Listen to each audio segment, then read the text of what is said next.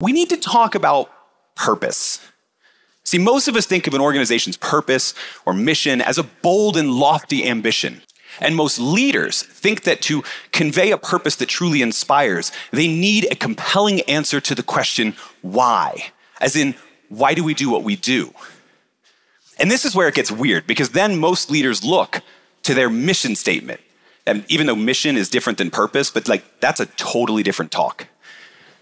They look at their mission statement, they work to rewrite it, to make it more compelling. They go through rounds and rounds of editing and focus group testing, and when their heavily workshopped, perfectly worded statement is complete, they send it out to employees in emails that get deleted. They print it on posters that get ignored. They put it on a page on the company website that no one visits.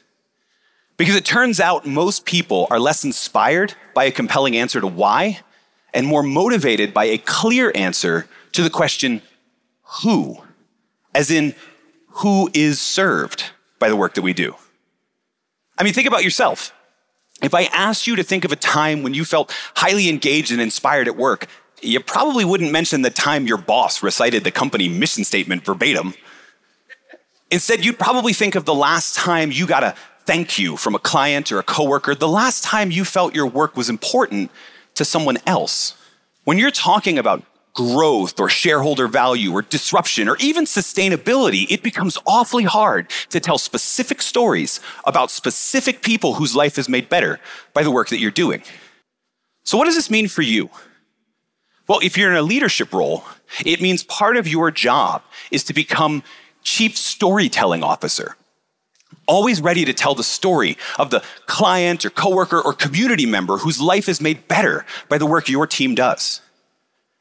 And if you're not in a leadership role, you can still motivate yourself and other people by capturing every instance that you come across. Every time you hear about someone who's served by the work that you're doing, every thank you that you get, capture it, save it for when you or anyone else needs a powerful story about how the work that we're doing matters.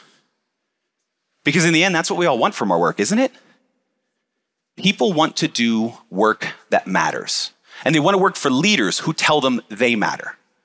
And the most powerful way to tell them isn't to tell them some grandiose answer to why do we do what we do.